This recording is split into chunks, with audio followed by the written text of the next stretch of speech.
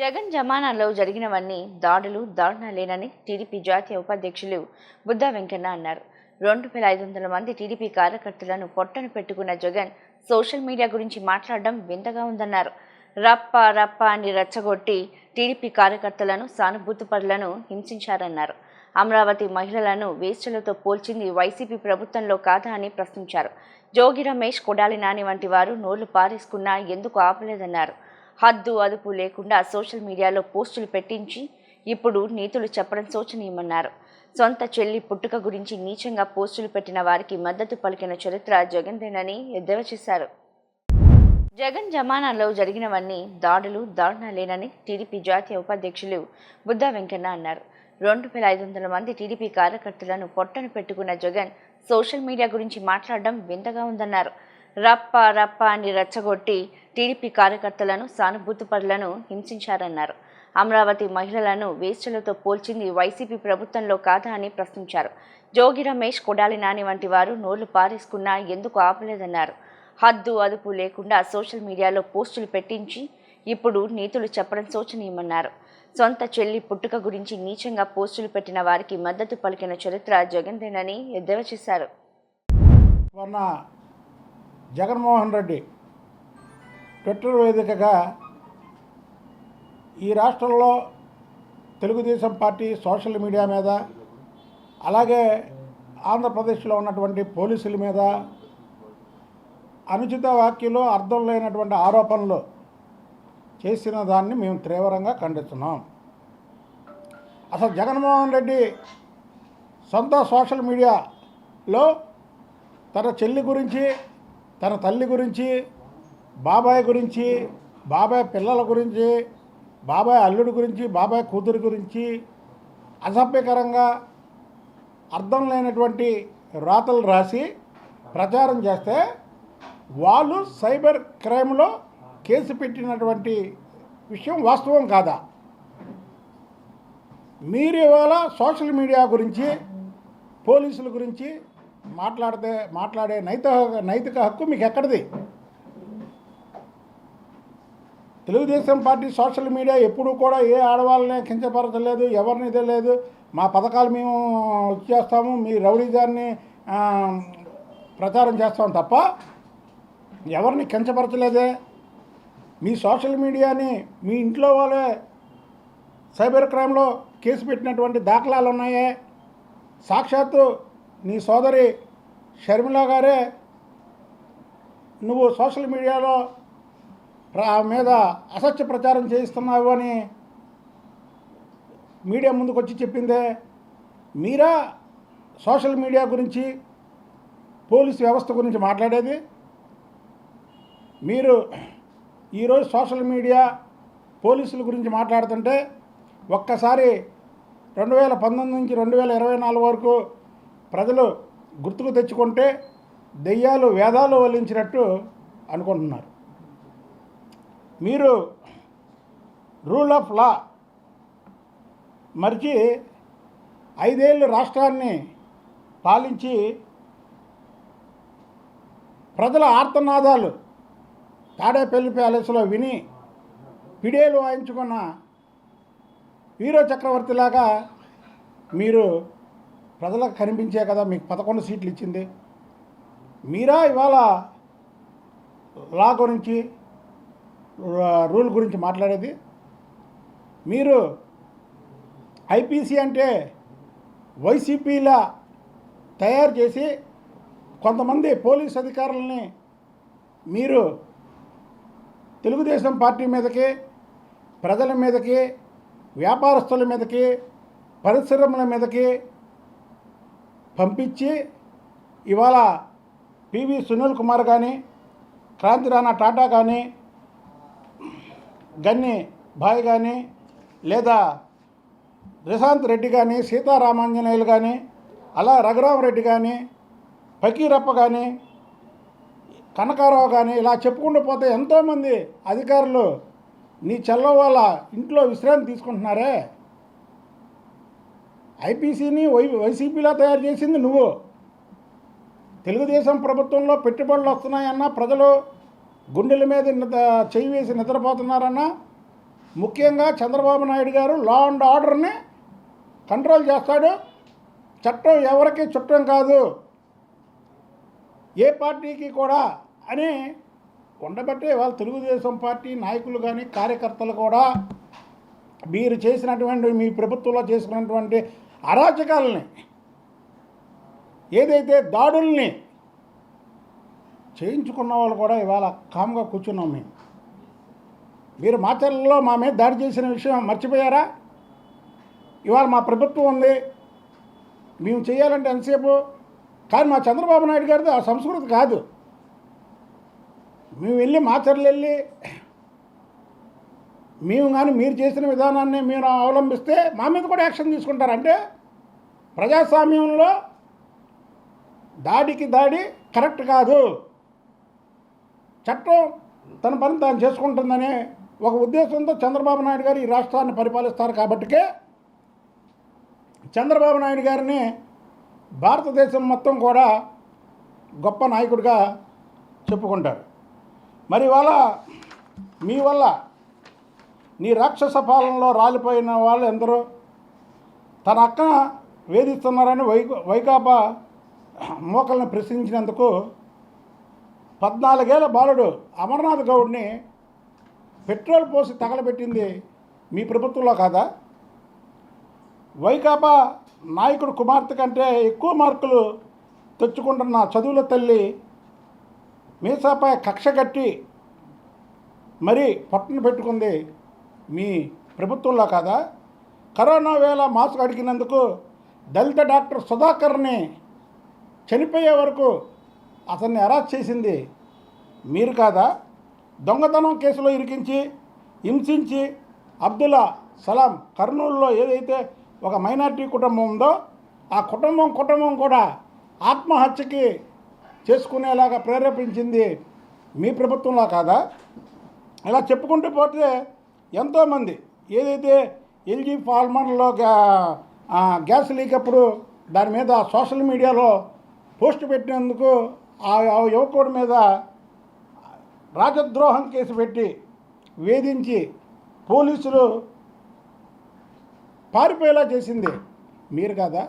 ఇలా చెప్పుకుంటూ పోతే మీ ప్రభుత్వంలో ఎన్ని అరాచకాలు, దాదాపు 2800 మంది తెలుగుదేశం కార్యకర్తల్ని పొట్టన పెట్టుకున్నటువంటి ప్రభుత్వం మీ ప్రభుత్వం. ఆ ప్రభుత్వంలో ఆ చేసిన ప్రతి ఒక్కరికి కూడా వెనక నిలబడి వాళ్ళకు అండగా ఉంది జగన్మోహన్ రెడ్డి. నువ్వే ఇవాళ లా అండ్ ఆర్డర్ గురించి సోషల్ మీడియా గురించి మాట్లాడుతుంది. చెప్పాలి, ఈ ప్రశ్నకు సమాధానం చెప్పాలి. మీలాగా ట్విట్టర్లో నేను పెట్టగలను, కానీ ట్విట్టర్లో పెట్టేదానికంటే మీకు డైరెక్ట్గా ప్రెస్ ముందుకు వస్తే వాస్తవాలు అనేకమని చెప్పచ్చని నేను ఇవాళ ఉంది. నీ హయాంలో రఫా అని రెచ్చిపోయి రెచ్చగొట్టి తెలుగుదేశం పార్టీ కార్యకర్తలని రాష్ట్రం మొత్తం హింసించింది మీరు కాదా? ఈరోజు మా శాసనసభ్యులుగా ఉన్నటువంటి వ్యక్తులు కానీ లేదా తెలుగుదేశం పార్టీకి అండగా ఉన్నటువంటి మహిళలను కానీ, ఆఖరికి అమరావతి మహిళల్ని వేశ్యలతో పోల్చింది ఎవరయ్యా? మీరు కాదా? మీ ప్రభుత్వం కాదా? మీ ప్రభుత్వంలో పనిచేస్తున్నటువంటి పెద్దలు కాదా? ఏ రోజన్నా మందలించావా? ఏ రోజన్నా వాళ్ళని పిలిచి మందలించినటువంటి దాఖలాలు ఏమైనా ఉన్నాయా? మీరా ఇవాళ సోషల్ మీడియా గురించి, నైతిక విలువల గురించి మాట్లాడే హక్కు మీకు ఎక్కడిది? తీసురండి. మీ 2019 నుంచి 2024 వరకు మీ సోషల్ మీడియాలో ఉన్నటువంటి కంటెంట్లు ఏమైతే ఉన్నాయో, పోనీ మా ప్రభుత్వం వచ్చిన తర్వాత మా కంటెంట్లు ఏమున్నాయో ఒకసారి చూద్దాం రండి. అంటే మీరు మమ్మల్ని ఏదన్నా విమర్శించవచ్చు, మీరు తప్పు చేసిన దాన్ని మా కార్యకర్తలు, మా నాయకులు ఏదన్నా పోస్టులు పెడితే రాజ్యాంగ విరుద్ధమా? పోలీసులు కొమ్ము కాస్తున్నారా? చెప్పండి. నేను చెప్పినటువంటి పోలీస్ ఆఫీసర్ల పేర్లు ఇవాళ విశ్రాంతి తీసుకుంటున్నటువంటి పోలీస్ ఆఫీసర్లు మీ ప్రభుత్వానికి ఐపీసీ అంటే వైసీపీలా పనిచేసినటువంటి వ్యక్తులు ఇవాళ తెలుగుదేశం పార్టీకి ఫలానా వ్యక్తులు ఫలానా అధికారులు పార్టీకి అండగా ప్రభుత్వానికి అండగా మీ మీద దాడులు చేస్తున్నారని పేర్లు చెప్పండి.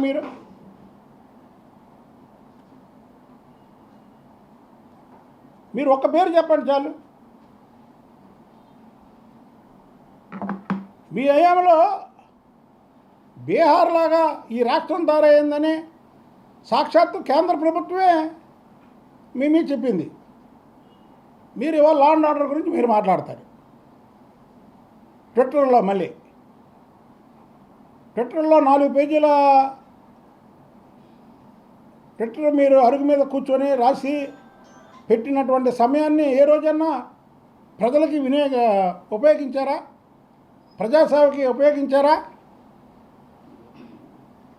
ఈ రాష్ట్రం నుంచి ఎన్ని కంపెనీలు పక్క రాష్ట్రాలకు పొరుగు రాష్ట్రాలకు పారిపోయేలా చేశారు మీరు. మేము అధికారంలోకి వస్తే రఫా అని పొట్టేలు తలకాయలను తెగదేసిన వాళ్ళని మీరు ఒక్కసారైనా మందలించారా? ఏం మాట్లాడుతున్నారు మీరు? మీరు మాట్లాడేవి కూడా ప్రజలు స్వీకరించట్లా.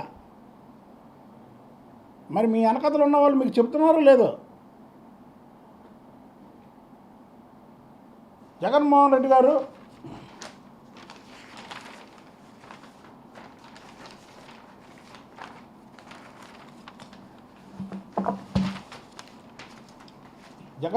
గారు అధికారం అంటే అరాచకం, రాజ్యమేళాలి, విపక్షంలో ఉంటే మాత్రం ధర్మం 4 పాదాల నడిచి నీకు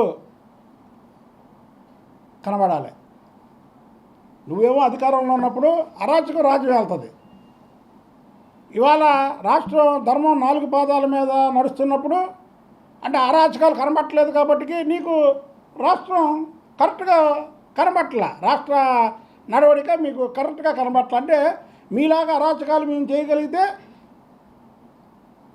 మీలాగా అధికారులను అడ్డం పెట్టుకొని ఏ పోలీస్ అధికారుల పేర్లు అయితే చెప్పానో ఆ పోలీస్ అధికారులు కొంతమంది ఆస్తుల్ని, కొంతమంది వ్యాపారస్తుల్ని బెదిరించి గ్రానైట్ దగ్గర నుంచి కాకినాడ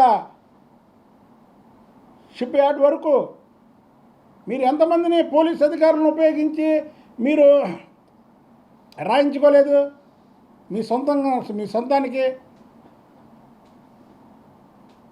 మీరే వాళ్ళ సోషల్ మీడియా గురించి పోలీస్ అధికారుల గురించి మాట్లాడతారా? ఆంధ్రప్రదేశ్ పోలీసులకి బేషరతుగా జగన్మోహన్ రెడ్డి క్షమాపణ చెప్పాలి. అలాగే సోషల్ మీడియాలో మీ వైసీపీ సోషల్ మీడియా కరెక్ట్ అని, మా Telugu Desam party social media correct కాదని నీ సొంత కుటుంబీకులు వైఎస్ విజయమ్మ గారితో కానీ, వైఎస్ షర్మిల గారితో కానీ, వైఎస్ సునీతమ్మ గారితో కానీ, లేదా వాళ్ళ భర్తతో కానీ మీరు చెప్పించగలరా? చెప్పించలేరు. ఎందుకు చెప్పించలేరు? మీ సోషల్ మీడియాలో మీ కుటుంబ సభ్యుల గురించే అసభ్యకరంగా మాట్లాడారు. బాబాయిని గొడ్డలతో చంపి దాన్ని గుండెపోటుగా చిత్రీకరించి ఆ కూతురు అల్లుడు వచ్చిన తర్వాత దీన్ని పోస్ట్ మార్టానికి వెళ్ళాలి, ఇది హత్య అని చేసినందుకు ఆ కూతురు అల్లుడి మీద కూడా మీరు సోషల్ మీడియాలో అసలు వాళ్ళే చేయించారని రివర్స్ కేసు పెడదామని చూసారా? చెప్పండి, ఎంతకంటే దుర్మార్గం ఉందా? ఇంతకంటే దుర్మార్గం ఉందా? మీ సోషల్ మీడియాలోనే ప్రచారం చేశారు. మీ పోలీసులతోనే ఆ కేసుని అసలు ముందుకెళ్లకుండా చేశారు. మీరా మాట్లాడేది? తెలుగుదేశం పార్టీలో సోషల్ మీడియా ఉన్నది కరెక్ట్గా పనిచేస్తుంది. మీ పార్టీలో సోషల్ మీడియా అంటే అది అసత్యాలకి, అరాచకాలకి, రాష్ట్రం రావణ కాష్టంలా మారడానికి పనిచేస్తుంది. దయచేసి మీరు చేసినటువంటి అరాచకాలు లేదా మీ పాలనలో జరిగినటువంటి అరాచకాలు ఈ పాలనలో జరగట్లేదు, మా పాలనలో చేసినటువంటి దుర్మార్గాలు దోపిడీలు ఈ పాలనలో జరగట్లేదు, అలా జరగాలి అని మీ అభిప్రాయం ఏమో. మీ అభిప్రాయానికి మా ప్రభుత్వం రాదు, మా నాయకులు రారు. మీరు ఇది గమనించండి. మీ ప్రభుత్వంలో ఉండాలంటే మా ప్రభుత్వం ఉండదు, ఉండకూడదు. అలా ఉండకూడదు కాబట్టికే పని లేచిన కార్యక్రమంలో 4 సార్లు ముఖ్యమంత్రి 3 సార్లు ప్రతిపక్ష నాయకుడిగా ఎన్నికయ్యాడు చంద్రబాబు నాయుడు గారు. ఓడినా గెలిచినా నిత్యం ప్రజల మధ్య ఉంటాడు చంద్రబాబు నాయుడు గారు. పక్క రాష్ట్రాల్లో తుఫాను వస్తే ఈ నీళ్ళు సేవ చేస్తాడు చంద్రబాబు నాయుడు గారు. ఉదిత్ తుఫాను వచ్చి విశాఖ జిల్లా మొత్తం కూడా ముఖ్యంగా విశాఖపట్నం నాశనం అయిపోతే 10 రోజులు అక్కడ కూర్చొని అది బాగుపరిచే వరకు ఉంటాడు చంద్రబాబు నాయుడు గారు. విజయవాడ వరదలతో మునిగిపోతే కలెక్టర్ ఆఫీసులో బస్సులో నిద్రించి ప్రజలు క్షేమంగా ఇంటికి వెళ్ళే వరకు కూడా ఆయన కూడా ప్రజల మధ్యలో ఉంటాడు చంద్రబాబు గారు. అంటే మీలా ఉండమనా చెప్పండి, మీలా పరిపాలించమనా చెప్పండి. మేమే వ్యక్తిగత విమర్శలు జోలికి వెళ్ళట్లా మీ మీద. మా పరిపాలనకి మీ పరిపాలనకి తేడా చెబుతున్నాం మేము. ఏ రోజన్నా ప్రజల మధ్య గడిపారా మీరు 5 ఏళ్ళు ముఖ్యమంత్రిగా ఉండగా? చంద్రబాబు గారు అనేక సార్లు వెళ్ళారు. అది చంద్రబాబు గారి విజనం. దయచేసి మీరు సోషల్ మీడియా గురించి పోలీసు వ్యవస్థ గురించి మాట్లాడే నైతిక హక్కు మీకు లేదు. మీరు ఇక ఆ ట్విట్టర్లో ఈ కారుకోతలు మానేసి బేషరతుగా ఈ రాష్ట్రంలో చక్కగా పనిచేస్తున్నటువంటి పోలీస్ సంఘానికి క్షమాపణ చెప్పాలని కోరుకుంటున్నాను.